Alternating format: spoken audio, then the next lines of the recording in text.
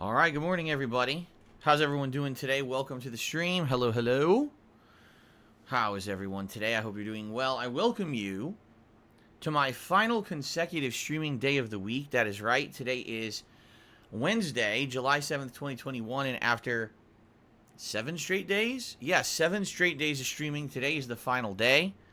I get a day off tomorrow finally to spend with my family. My wife will be going out to do some fun stuff and errands and the like. Finally. And so, I hope you guys are ready for a good day of variety and fun, although today is all multiplayer. That is correct. Today is a rare day where I'm playing all multiplayer all day. No narrative-based games today. No progress in a story of any sort. Today's going to be online multiplayer solely. Okay? Now, this coming week is going to be pretty important to me. So please listen up. I will explain. So today, we are doing Mario Golf Super Rush for the very first time. Okay? Online, I meant to say, for the very first time. I've played through the entirety of the single-player adventure mode or campaign or whatever you'd like to call it. And it was fun. And it introduced you to a lot of different gameplay mechanics and things so that you could understand the game. And I enjoyed it. The last time around was an interesting session because there was like 4 boss fights and stuff that happened that were pretty interesting. So, after about, I believe it was around 11 to 12 hours of gameplay, I've completed the story mode. And I feel like now I kind of understand the gameplay mechanics for the most part. Okay? So I hope that you guys had fun with that. But that's all done with. Now it's time to try online multiplayer. And the interesting thing about this is there's a whole game mode called Battle Golf that we haven't even tried yet because it wasn't in the single-player mode, so I don't even know anything about it, or if the game will even explain how it works. I have no idea. But in addition to Battle Golf, you've got the standard golf mode. Then you've got the cross-country mode, where you're trying to do multiple holes all in a row on the same course. And then you've got speed golf, where you're trying to compete and be the fastest person to complete each hole in the least amount of strokes to get a certain amount of points. So there's a lot of variations to the way that the game can be played online. I'm excited to see how this pans out because apparently there's quite a lot of characters in the game. I mean, in the main campaign of the game, they certainly show off a certain amount of characters from the Mushroom Kingdom, but apparently there's a lot of characters that are not showable or playable in the story mode that are playable in the true multiplayer. So I'm obviously interested and excited to see what's there, but also whenever there's an online play in a multiplayer, whenever there's multiplayer online play in a Nintendo first-party title, it's hit or miss, okay? What I mean by that is there's been some Nintendo games where the first-party online play is quite fun. For example, Mario Kart typically isn't that bad. Maybe there's a little bit of lag. Usually Mario Kart's quite a fun experience. Then you've got other games where it's a lag fest. So, I have no idea how this game's going to perform online. We're going to try it out, obviously, and see what happens here playing against people that are available and that are playing it during the course of the day. The other question is, so this game, okay, is about a week and a half old, right? It came out about a week and a half ago. Are people actually playing it online? If I right now, during this stream, go online and try to find competition, will I find it? Does it have a robust and healthy online community of people playing it right now? Or is this game dead? Because this is, pretty much could make or break a game like this, a sports game. If you can't find people to play online, you know what I mean? It's going to be dead on arrival. All right, so I guess we're going to see today. Again, I've not tried this online at all. I have no idea what kind of an experience we're going to have today.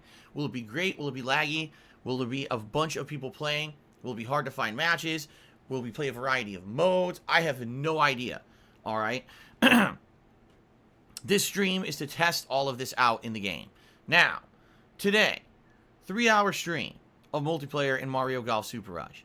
If this ends up being fun and exciting, and you guys like it, and it's interesting, it's suspenseful, and it's, we want to see more, then I would consider putting this game into the rotation, maybe as a night stream, maybe do it 1 time a week, 2 times a week as a night stream for the foreseeable future. I think it kind of makes sense to do that if people are enjoying it. Hell, I might even do another major stream of multiplayer over the weekend on Sunday if it's that good. Okay? The thing is, we have no idea. We could play this and it's a big flop. So let's see what happens today and play it by ear and go from there. Okay? Alright. So that's the first stream today. Now let's talk about later tonight. On the late stream, it will be Call of Duty Black Ops Cold War multiplayer, which is always a good time, always exciting. When I played it last time, my God, last time around when I played Call of Duty, it was probably some of the best runs I've ever had. I was running around with the dual pistol, just getting kill after kill after kill. Crazy score streaks. Things were exploding all over the place. It was very chaotic but fun, but silly as well. I had a really good time. So I hope you'll join me later tonight, 6:45 p.m. Pacific time for more of that. Again, it's the last stream of the week because tomorrow is my day off. So let's end the streaming week with a bang. Shall we? Okay. Tomorrow, I'm off from streaming. As I said, I'll be spending time with my wife. We have many things we need to do. Actually, tomorrow, ladies and gentlemen, Jasper has to go to the vet. But the good news here is it's just for his it's just for his yearly checkup and his yearly vaccination renewals. It's not that Jasper Kitty is not feeling well. It's just that time of year where you got to take him once a year to the vet.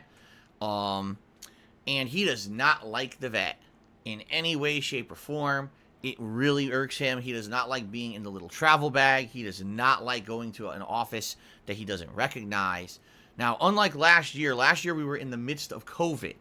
All right. And during this outbreak of COVID, they would not allow anyone to go inside doctors' offices with their pets.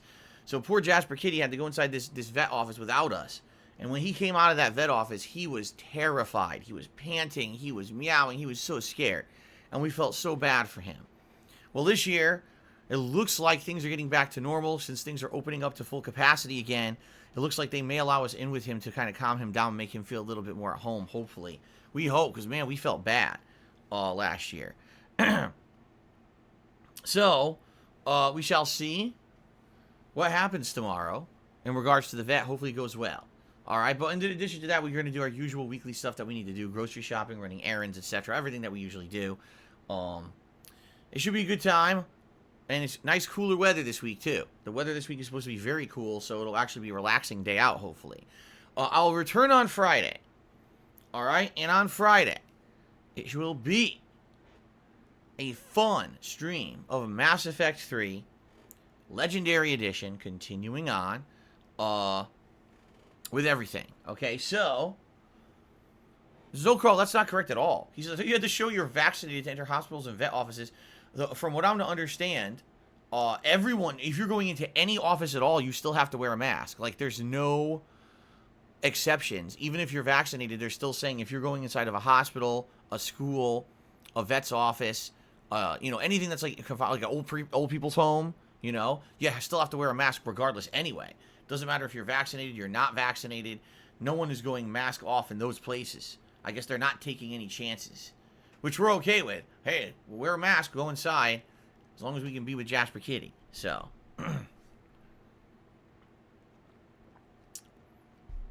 okay, anyway, so that being said, I'll be back on Friday with Mass Effect 3 Legendary Edition. We have finished up the major DLCs. We've already done Leviathan and Omega. That means that mostly now we're going to be doing major story progression in the game. Whenever I play it, there will be side content. There's a lot of side missions where you kill Cerberus agents and stuff. But for the most part, it's going to be fighting or progressing with the story, which I'm excited for, and I hope that you guys will join me for that on Friday as I continue on and get into the meat of the game now. Friday night will be my weekly throwback session of Street Fighter, which I do every Friday night. Old school Street Fighter fun for 2 hours, okay? Now, on Saturday, ladies and gentlemen, Saturday is a very important day. Saturday is a day where I'm doing a special event for fundraising purposes in order to try to make ends meet and actually pay all my bills this month. Because as you know, I lost my Twitch partnership a couple months ago. I converted over from a Twitch streamer to a YouTube streamer. And although things have gone smoothly here now, we've got a lot better things in place and the streams are much better. Sadly, a lot of the profit that I was making on Twitch did not carry over to YouTube. Mostly it's those subscriptions I used to have over there. I used to have like upwards of 900 subs a month. Now I have not even 200 members here on YouTube. For various reasons. There's no Amazon Prime here, so there's no free subscriptions. There's no gifted memberships here like there were gifted subs. I mean, I did the math. likely 400 to 500 subs. I take that back. I did the math completely wrong. It's 400 to 500 subs I had legitimate, meaning every month people were paying for their subscriptions outright. But then on top of that, anything I had additional above around 500 subs was all either Amazon Prime or gifted subs. So if you just do the math right there, right? 400 subs lost times the amount of profit that those were, that's over $1,000. In fact, upwards of $1,000 to $2,000 lost every month now because I'm streaming on YouTube instead of Twitch. Now, I do firmly believe that if I stick to my guns and I keep streaming here and we have a lot of good times together and these streams continue to grow over the course of 2021, especially once new releases start to hit, I do firmly believe these streams will grow. We will have increase in memberships, increase in people doing things like super chats, super stickers. There's also other things coming later this year, supposedly a new way to support called Applause. And then on top of all of that, they are supposed to be implementing gifted memberships by the end of the year. So if all that does happen, all right, I think we're going to be good. I think that these streams are going to grow, and the amount of support that I get is going to grow to the point where we're going to get back to where I was on Twitch. Sadly, that's just not the case in the short term. Okay, I need to pay my bills this month, and I'm looking at what I'm making every day with tips. I'm comparing that with what I'm getting paid from YouTube, and I'm like, it's not even enough to pay my bills, you know? So, we're doing a special event on Saturday to raise some extra funds to pay my bills for this month, all right? And this special event will be a marathon of Fallout New Vegas. You guys voted on what you wanted to see for a marathon, a fundraising marathon, and you voted, you said, I want Fallout New Vegas. You guys have resoundingly told me that of all the playthroughs that I'm currently doing right now, that Fallout New Vegas is the most interesting to you. You guys show up in droves whenever I play it. You support the streams whenever I play it.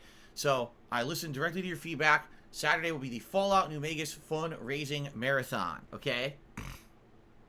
So the way it works is I'll be playing all day long, starting the usual time in the morning, 10:45 a.m., but that stream will run for 7 or more hours of gameplay, probably until like 7, 8 p.m., okay? And it'll be super fun. We're going to be going around doing stuff in New Vegas. I just entered Freeside, so we're going to be doing all the Freeside missions and everything like that. Likely we'll be going into New Vegas, the strip itself. We'll be starting all those mission plot lines, and we're probably going to get a giant chunk into the story of New Vegas now, okay? Perhaps we'll do so much that by the end of the stream, maybe we'll even start a new DLC, because I know that I don't want to get too far ahead of myself, because some of the DLCs are supposed to be played earlier on in the game, and so far I've only done one. So we'll see how it goes, okay? All right. So, during the course of that event, I will be doing a live episode of DSP Tries It that is a guaranteed first.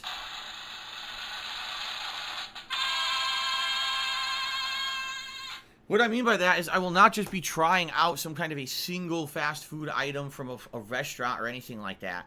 I'm going to be trying one of 2 different kinds of cuisine that I've never tried before on DSP Tries It.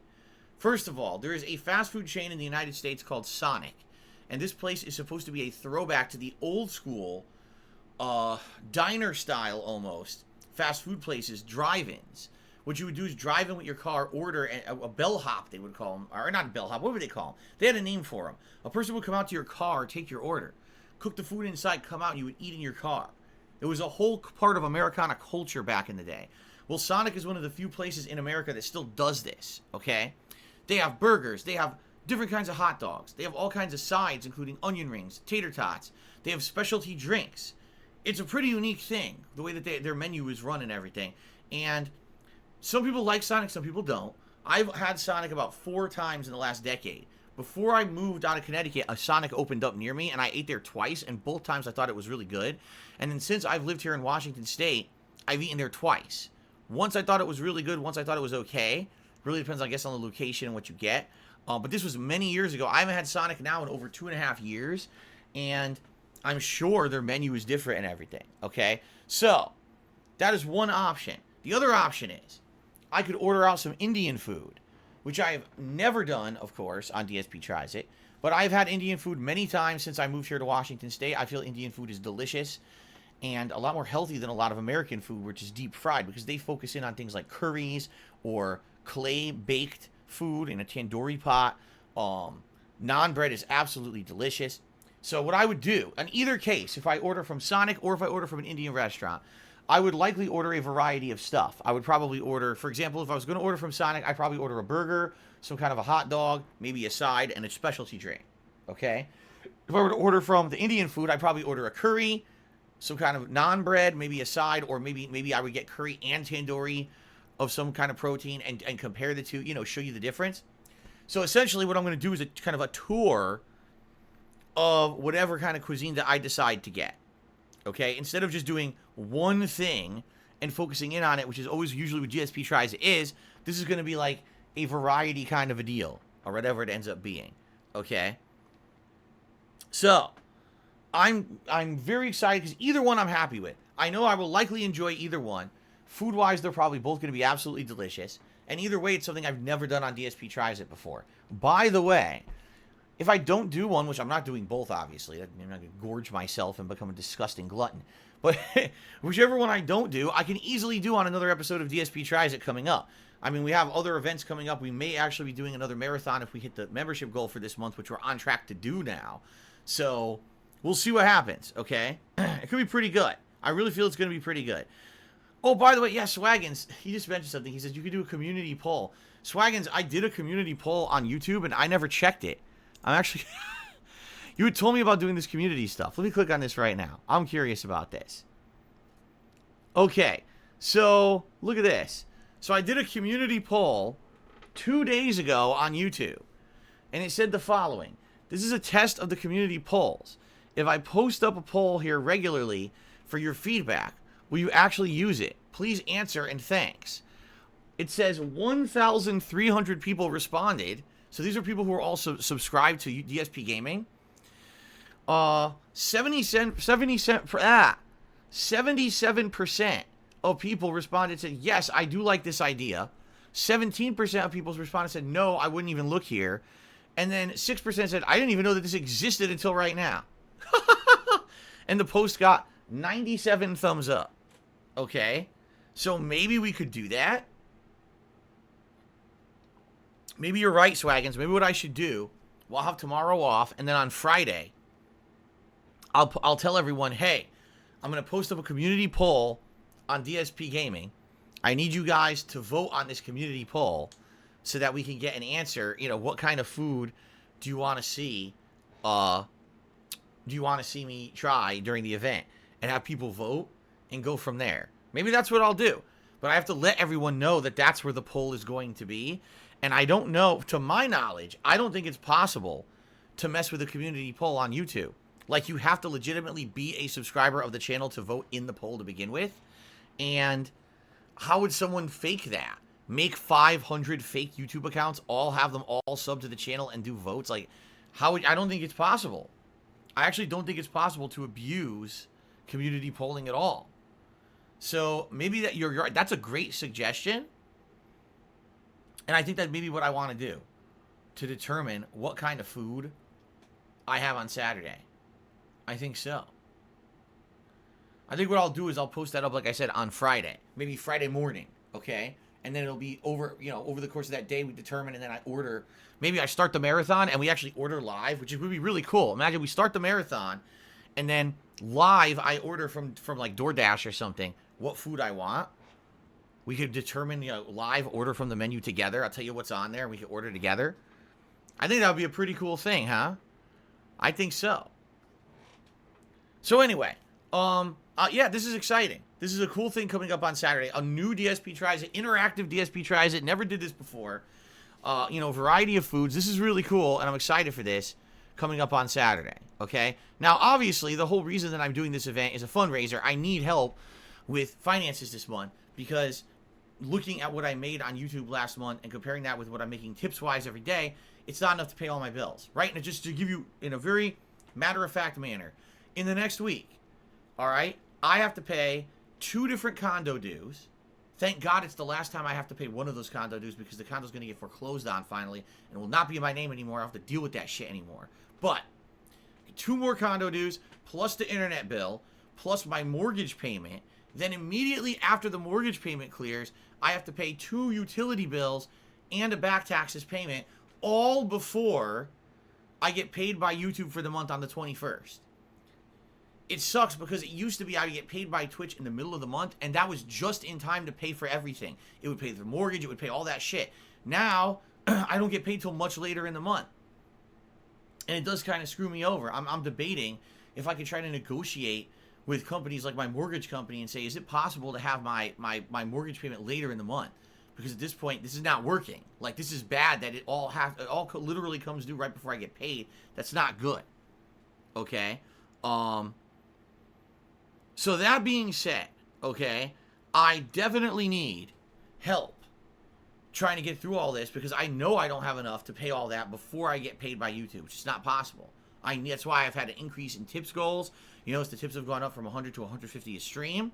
Been trying to hit that as often as possible. Thank you to those who have contributed to that. It has helped. You know, it's kind of hit or miss because yesterday, for example, the Fallout New Vegas stream went outstanding. We hit the tips goal.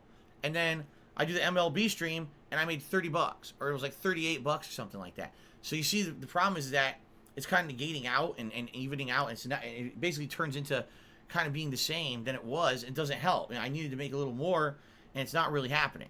So what I'm hoping is that this coming Saturday, what I'm hoping is that this coming Saturday, people will turn out, chill with me for Fallout New Vegas all day long, enjoy the live DSP Tries It, and obviously contribute with tips so I can raise extra funds and I can get through this tough time and get back to being on track. Okay?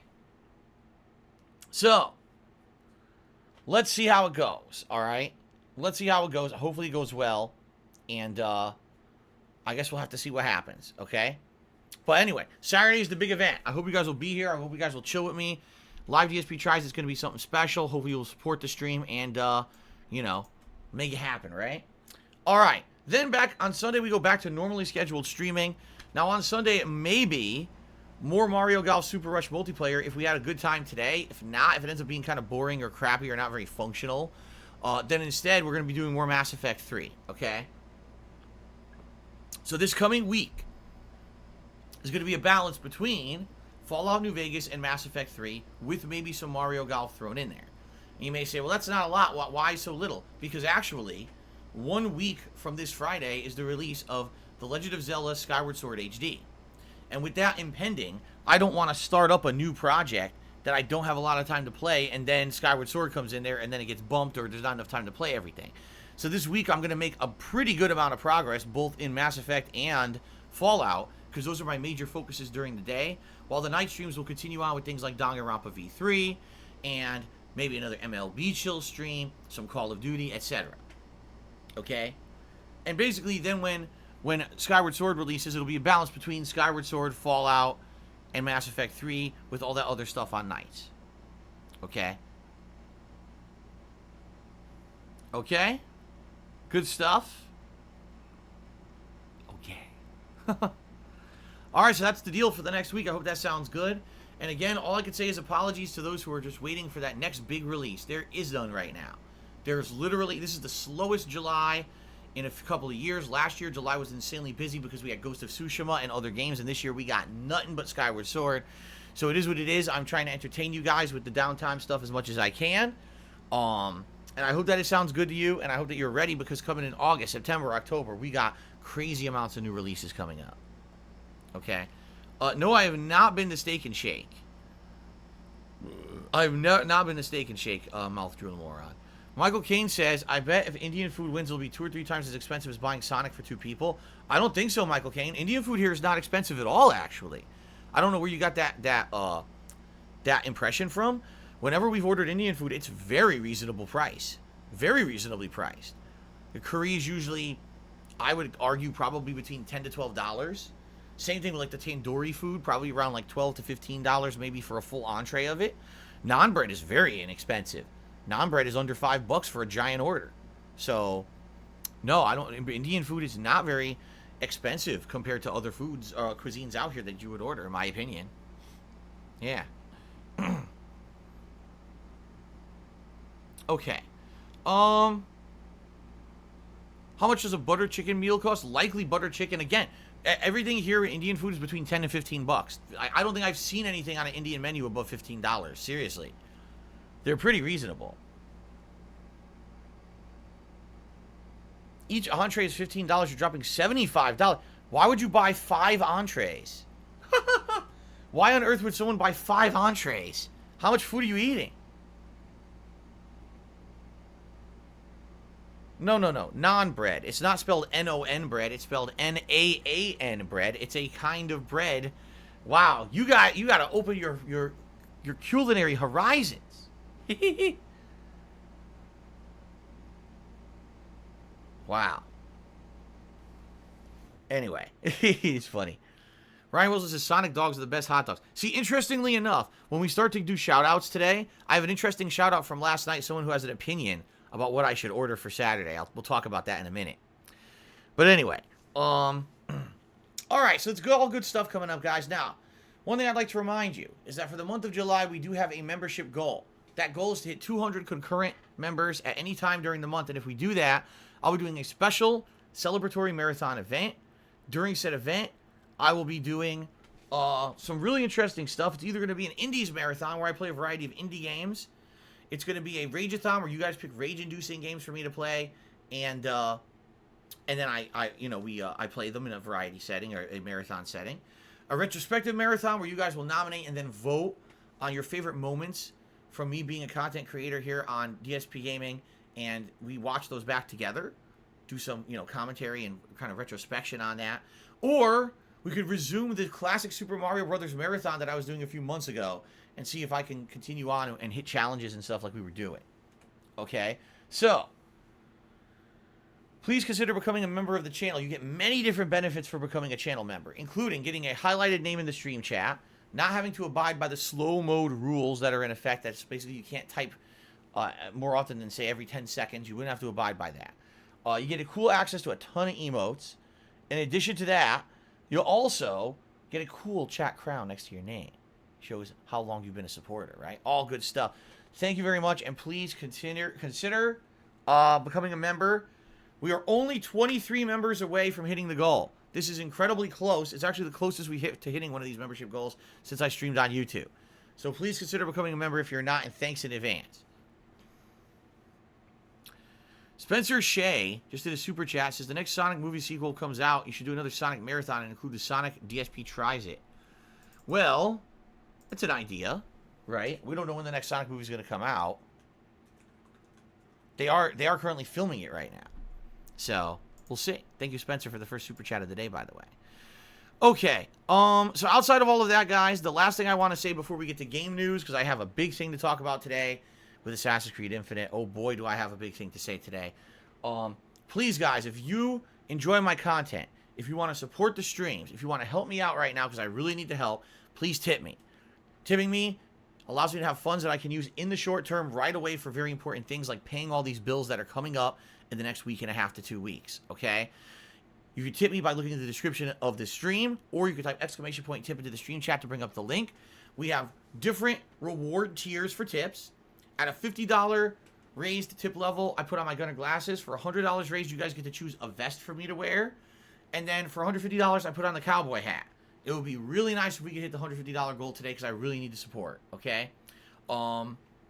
If you do contribute in any way, whether you become a channel member, you do a super chat, super sticker, or you tip, I will have an on-screen pop-up to say thank you.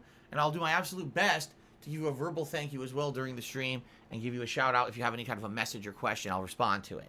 Okay? All right, ladies and gentlemen, before we get to thank yous for tips, because we have a couple people who tipped already. All right? Here we go. Here we go. This morning, Ubisoft posted up a major blog post talking about the future of the Assassin's Creed franchise. In said blog post, they're saying that no longer will Assassin's Creed be a franchise that gets passed between game developer and game developer. Instead, it's just going to be with Montreal, Quebec, and Montreal, Quebec. Ubisoft, Quebec, and Ubisoft, Montreal. These two studios will be focusing exclusively on the Assassin's Creed franchise moving forward. They're going to work on a collaborative project called Assassin's Creed Infinity. Assassin's Creed Infinity will be a wide-scale scoping project spanning various time periods, different plot lines, and protagonists. And from all indications from the way that they are describing this game, it is going to be a live service game. A game that will launch called Assassin's Creed Infinity, have one plot line and one set of missions and characters in an open world, but then over time will change to be a different time period, a different location, a different protagonist, and it will change over time repeatedly over and over and over. So the way you got to think about this is think any other game that's an online service that evolves over time. Think Fortnite. Think Grand Theft Auto Online, where those games started off as very much one thing, but over time the map changed, the gameplay elements changed, the characters you play as in the game changed.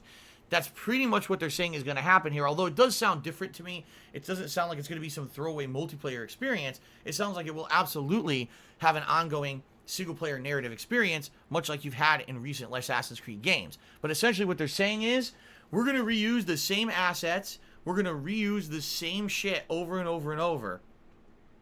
And once a year, we're just going to give the whole game a facelift and change the map, change the character, change the plot. So one year it could be in Japan, the next year it could be in freaking Turkey, the next year it could be in, I don't know, Germany. They could keep switching the location, switching the time period, switching the protagonist, and switching the plot. But essentially it's going to be the same game, just updated every year. Okay? Now.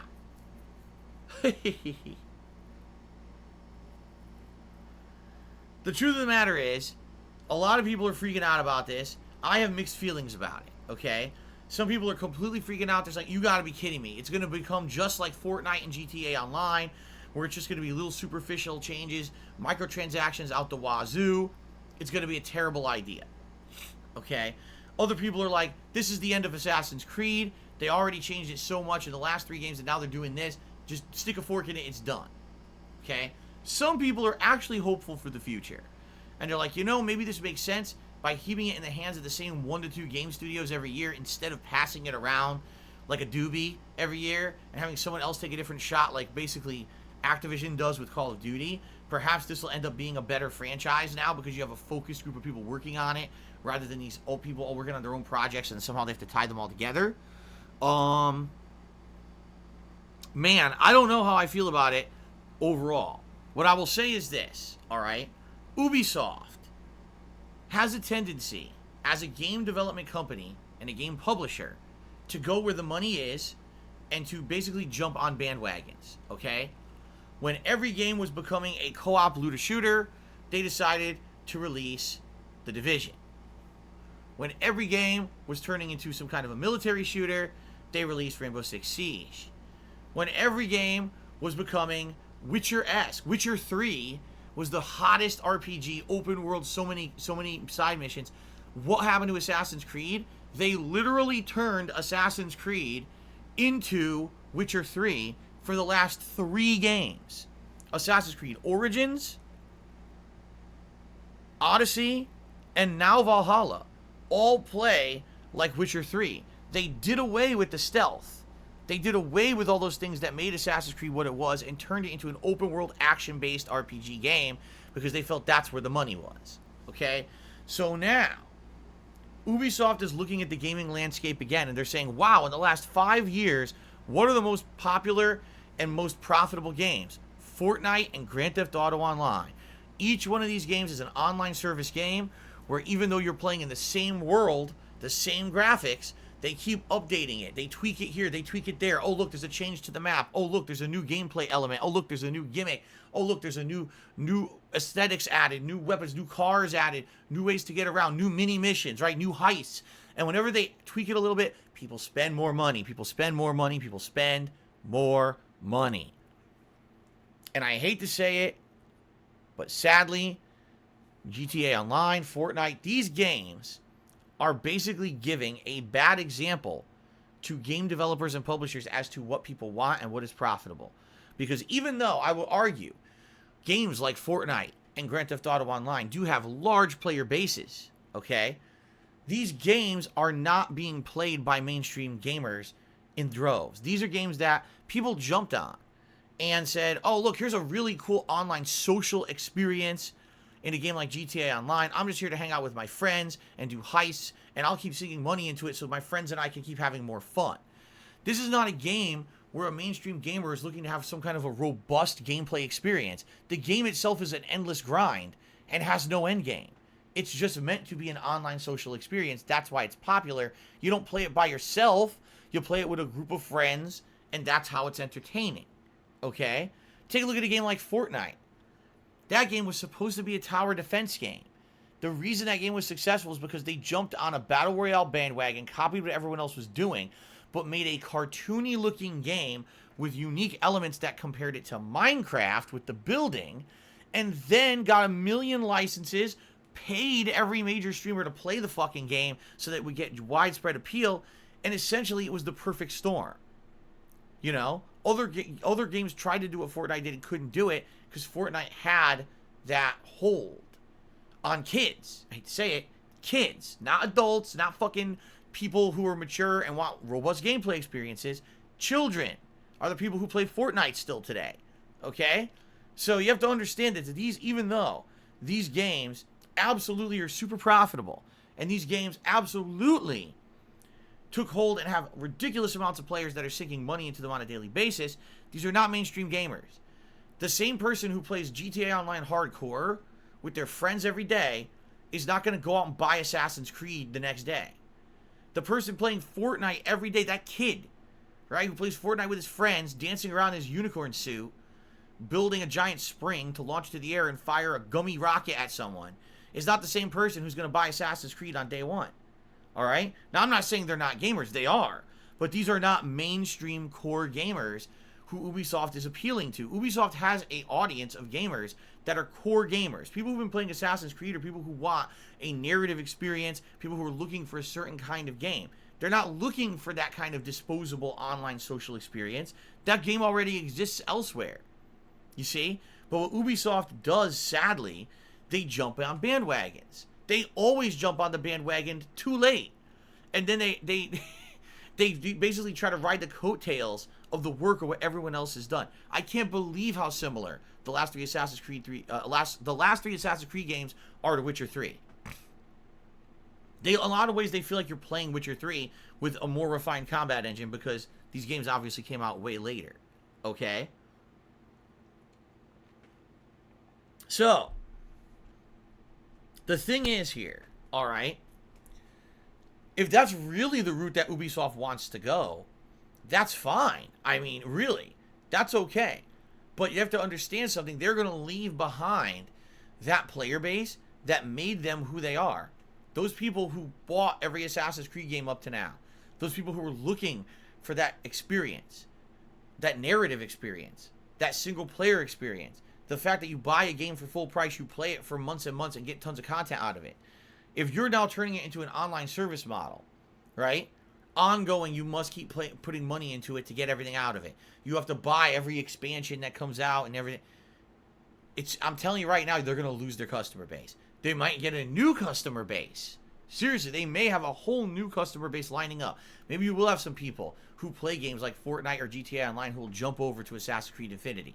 But they're going to lose that core fan base they've had since the start, who supported them through thick and thin, who've gotten to where they are today. And if that's really what the management want to do, that's fine, I guess. But at some point, you have to take a look at the management structure of Ubisoft and say, what is going on here? This is a management structure that in the last 2 years has been outed and completely exposed for having a toxic environment, sexual harassment, sexual abuse within the company. There have been people in management at Ubisoft who've been outed, and there's also people who just have kind of been shoveled under the rug or reshuffled around and never punished for what they did, and they're still working there. And by the way, there's some of these people are in charge of this project, you know? And it's like, what is going on at this company that they literally can't do anything original for themselves? They just copy everyone else, and they're running these franchises into the ground. Like, seriously, Watch Dogs Legion was the biggest misstep I've seen for a franchise in many years. After Watch Dogs 2 dramatically improved the game, whoever was in charge of Watch Dogs Legion seriously should fucking be like ashamed and punished for how bad that game was. And what I really have to say is, I'm sorry, but when you have a big problem with management and you have a problem with the structure of your company and the way it's going, you have to look from the top down. Okay? And even though, admittedly, there's probably people at Ubisoft who are very bad people, who maybe people at the top weren't aware of, who are doing nasty things and making bad management decisions, not only for the games, but also with the people within the company. Who ultimately is responsible for that company and overseeing it and making sure that that's a safe place to work and these boneheaded business decisions don't get made, it's the guy at the top. You remember his name? Yves or whatever it is? Yves Guillermo, whatever the hell his name is. You know, French-Canadian, so can't pronounce it. That's the guy who everyone should be looking at and be saying, dude, under your management, this company is falling apart. You've got franchises that are failing. You've got people who are completely abusing their power, doing fucked up stuff to the employees under them. Like, why are you allowing this? And why does no one take this guy to task for what is going on in his own company? Like, this is just very confusing to me that we haven't heard anything about the top management guy being held accountable for anything at the company, you know? Like, ultimately, all right, the top guy should be responsible for everything, you know? So, to me, I hear, oh, there's been a routing at Ubisoft, and some of the management is out. I'm like, that's great, but is the guy who's in charge still there? If he is, then what's changed? Because he was responsible for it, and he wasn't held responsible if he's still there. And I kind of compare this to what happened with Evo last year. Remember with the big controversy with Evo, where it was outed that the CEO of Evo, Mr. Wizard, Joey Queller, was actually doing really disgusting pedophilic, child abuse kind of things back in the 90s at arcades. And once he was outed, he was kicked out of the company. And it was so bad. So many calls for people saying, how did the people who ran this tournament for so many years know about this and brush it under the rug and act like it didn't exist? They had to sell Evo to Sony, and now it's completely run by a different group of people. It was such a bad scandal.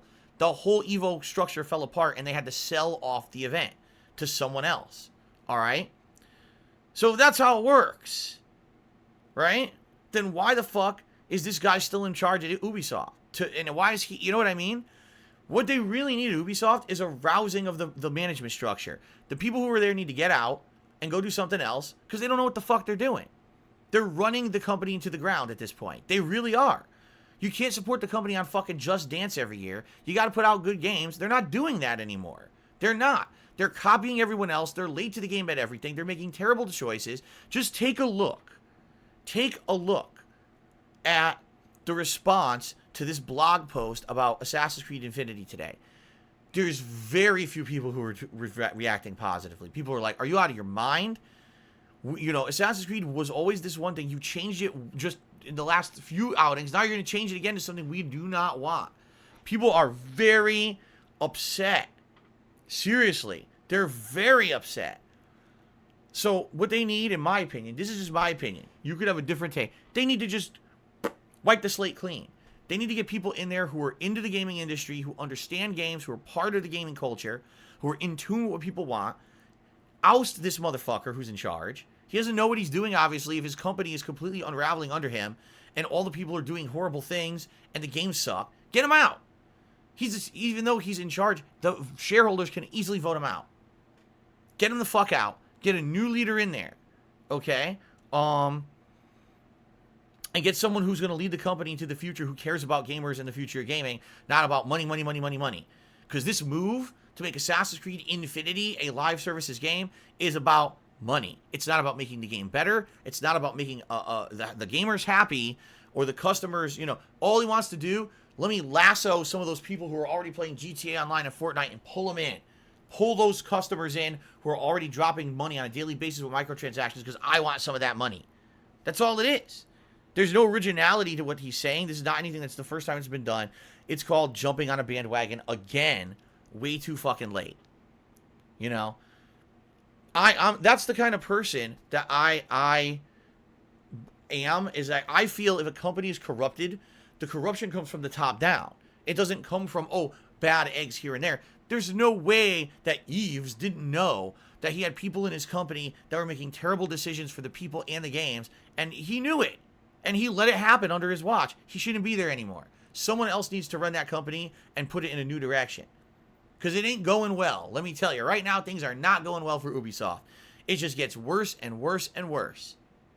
And I don't know what's going to happen with the future of this company. They got so many IPs under their wing that are at stake here. So many employees whose jobs are on the line if they run it the wrong way, man.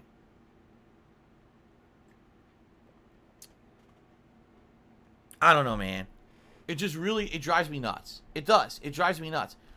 And ultimately, it's going to be up to people to decide. Do we want to give a live services Assassin's Creed game a shot or not? For me, it'd be an experiment because obviously, to see what it is, I'm a content creator. I am the person that plays the game and exposes it to the world and says, hey, here's what I think about it. Me playing the game versus everyone else playing the game is a little bit different situation because I have the ability to criticize and review that game on the fly and let you exactly know if it's worth your time or not. That's a little different. You know, if everyone mainstream skips the game and waits for people to say if it's good or not, and then if it's a mass skip, that would basically teach Ubisoft a lesson, you know? But I don't know what's going to happen. I mean, by the way, one thing I should definitely say here, one thing that I definitely can say is that this game is several years out, and I would be shocked if there's no Assassin's Creed game released between now and, say, like, 2025. So I would think there's going to be another game in between that's probably going to be the same formula as Witcher 3, just like the last three, and it'll be like the last one of that style before they go full on into this Assassin's Creed Infinity idea. But I don't know, man. I just don't know. This really irks me the wrong way. It really makes me feel bad about the future of the company. It makes me feel like that leadership is just completely misguided. They're going to continue to do late to the game, bandwagon running changes to their games and stuff. I just don't know how I feel about this at all. This could be make or break for Assassin's Creed, and in a lot of ways make or break for Ubisoft. Because they're in a situation right now where they need to change face. They need to show that they're going to be making games people want because of all the shit that they've been through the last couple of years of bad press and everything. They need a winner, and I don't know if they're getting that right now with what they're doing. So,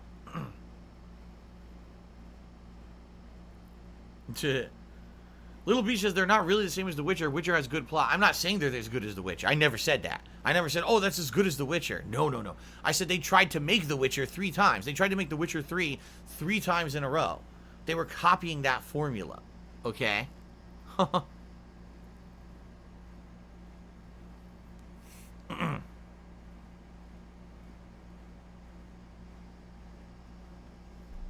Okay. My Ruin says the company existed before Assassin's Creed. They also can exist without Assassin's Creed. I think my point I'm making here is just take the track record of Ubisoft. I mean, every time they have a hit, they fuck it up. Remember what happened with Rayman? Remember Rayman Origins and then Rayman Legends? Rayman Origins released and was one of the most best received games of that time. Insanely popular platformer. Everyone bought it. Everyone played it. Then Rayman Legends, they overworked the people. They rushed them to finish the game.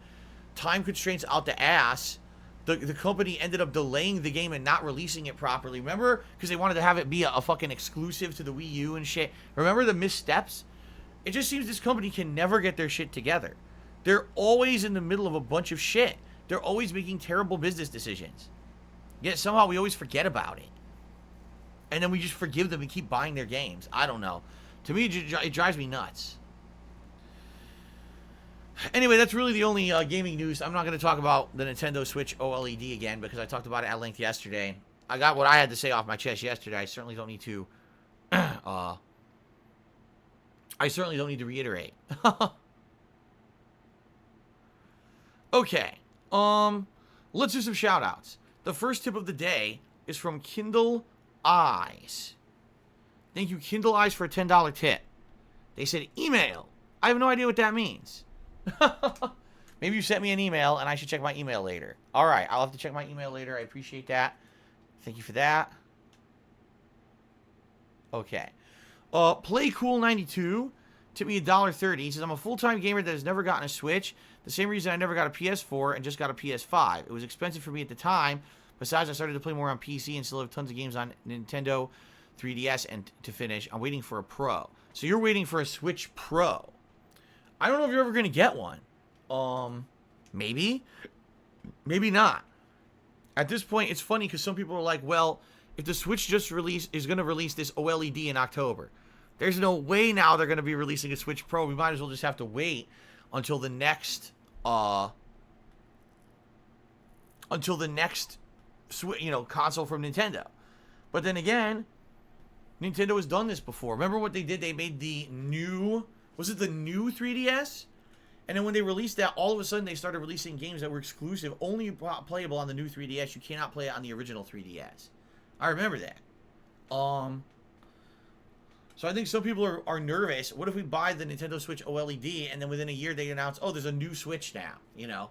I don't know if they would do that or not. I don't know. Nintendo's a weird company. They do whatever they want. They don't listen to feedback, yet they're still successful. I've never really in my life heard about a company that outright ignored the feedback they get from their customer base and still is as successful as Nintendo is. I guess it's just, as they say, it's right place, right time. They have the fan base. That's that rabid fan base that will buy whatever. Just like Apple, right? I guess Apple's the same. Oh, my goodness. Anyway. Oh, you're absolutely right, Snow Carl. Let me give a shout out. So last night, as my late stream was going offline, I received a tip from someone named Sonic Drive-In. And here's what they had to say about Saturday's upcoming special DSP Tries It. They said, if your local Sonic has cheddar bites, these are actually cheese curds. Be sure to try those out if you go with a Sonic during your marathon. And another reason that you should maybe go with Sonic on Saturday, if anyone has a Sonic Drive-In near us, they can get the same food as you to try it out themselves. And that's always been one of the appealing features of DSP Tries It. You know, I have to agree there. The reason why over the years DSP Tries It has almost always picked food from a fast food chain here in America is because when I try it, then you can get my opinion on the item, and you can go try it for yourself and compare your experience to mine. Especially if I really like an item on DSP Tries It, it usually prompts my viewers to go check it out themselves. Okay? Now in regards to these cheddar bites, I'm pretty confident they don't exist here. I'm pretty sure what you're describing might only be a regional thing, because I've never heard of cheddar bites cheese curds at Sonic. So I don't know about that. Yeah, I don't know about that. If it is available here or not, I would have to look at the menu. And again, I don't know. I haven't made my decision yet. What I may do is on Friday when I come back from break, I'll post up a community post on my YouTube page, DSPGaming, right here. You guys will be able, if you're a subscriber to the channel, you'll be able to vote. So considering the test page got 1,300 views, or 1,300 votes, I would think this is a pretty good way to canvas the community on what they want to see as the DSP Tries It. Okay? So, I think I may do that. I don't know. I don't think cheese curds are available at Sonic here, but I may do this and ask, and depending on what people say, that'll maybe determine what I do. I guess we'll see. Okay? Alright, thank you for the suggestion. Snow Carl to the $1.30 says, Twitter is not representative of the general population. Reddit reception to Assassin's Creed Infinity is great. I have to tell you this, Snow Carl, I have to tell you something very, very important. Alright? I really need to emphasize something for you. Reddit is definitely not representative of the mainstream population. Really? You want to talk fringe? Go to fucking Reddit. Holy shit. Anyway, continuing on with what he's saying. Ubisoft fired 2 out of the top 3 guys at the company, and the Ubi workers who complained and cried are the same people who want people fired for not making Ivor female only. Well, remember, supposedly, the story behind the scenes, now we don't know if it's true, it's all hearsay. We hear everything hearsay. In Assassin's Creed Odyssey, the main character was supposed to be female. There was not supposed to be a male choice in Assassin's Creed Odyssey. I forgot her name now because it's been years since I played the game. But that female, she was good, by the way. I played the female lead, not the male, and I thought she was a very well-designed character, very well voice-acted.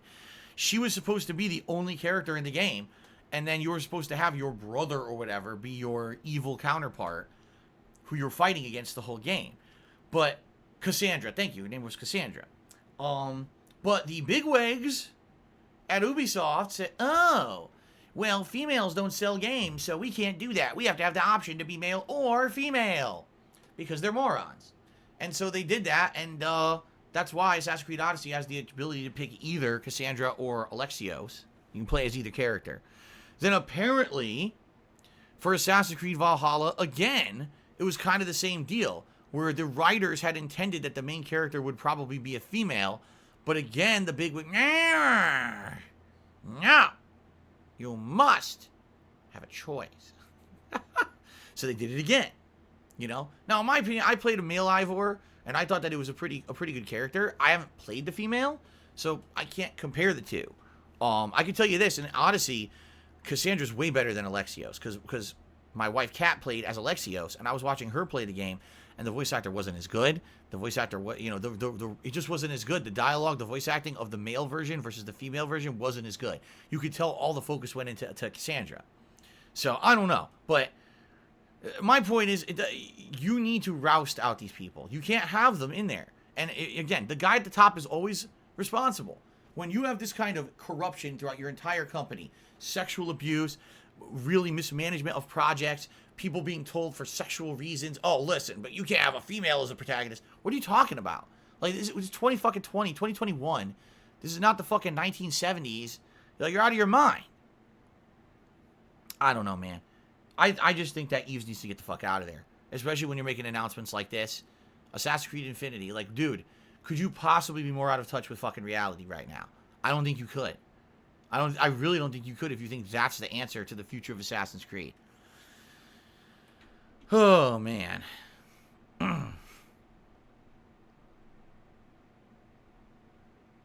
Anyway.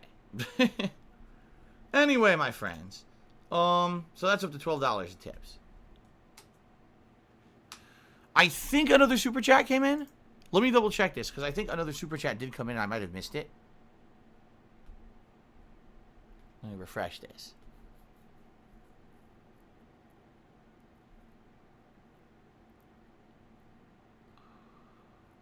Yes. So Spencer Shea actually did another super chat. He says, this kind of stuff happens with other companies besides just gaming. This is a similar situation what happened between Nickelodeon and Dan Schneider. I don't know anything about that. I don't know. I guess what you're saying is there was another scandal at Nickelodeon where one of the management was a scumbag, and I guess they got in the hot water for it. Well, that sucks.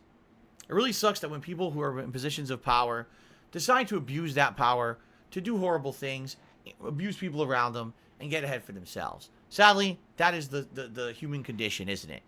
That absolute power corrupts absolutely. The more power you get, the more fucked up in the head you get, because you think that you're hot shit, and you think you can just do whatever you want and get away with it. And it's not good. But sadly, this just seems to be par for the course with a lot of humans. And we're just going to keep hearing stories like this. I think we just got to get used to it. But the question is, do we accept it? Do we accept that the guy who was in charge of Ubisoft when all this happened is still in charge, and that this is the direction they're pushing the company and our favorite franchises, right? Okay. Timbo Slice. What? What? Timbo Slice, ladies and gentlemen, he just tipped me $1.30. I can't believe what I'm hearing. Timbo Slice just said the following. I've got really bad news for you. You have to find another spot to work out because Muscle Beach in LA has been closed permanently. All workout stuff has been removed. What? Muscle Beach is gone? Where am I going to pump up? No! I need to pick up things and put them down, and now I have nowhere to do it. No! Muscle Beach is closed. What the fuck is going on here? Okay. Anyway. Anyway. I didn't even know Muscle Beach still existed. That's pretty ridiculous. Golden Cold says that place is always full of felons and homeless people anyway. Good lord. Get a normal gym membership. Exactly. Exactly. I think in 2021 we can all go to normal gyms. We don't have to go to Muscle Beach. Good lord. Alright, so ladies and gentlemen, I think we've talked about everything I want to talk about, unless anyone has a last comment or contribution or something to talk about here. I think we're going to take our break. A few minutes, I'll use the restroom. You guys grab a drink or a snack, use the restroom yourself. And then when we come back, it's going to be Mario Golf Super Rush multiplayer. We're going to see what it's like for the first time, because I've never played the multiplayer. And go from there. Hopefully it's good. If not, let's say it really sucks and it lags. We can just go and play Call of Duty. I'm going to play that tonight anyway. We can just play more. But I'm hoping it doesn't. I'm hoping that it's good, smooth connections. It's fun. We can find matches. We can try different modes. I'm hoping it's engaging and interesting. But it might not be. It very well may be shit. I don't know. You never know with these Nintendo games. So I guess we're going to find out. Okay? All right, are we good? Anything else? Any last minute stuff, or should we take our break here?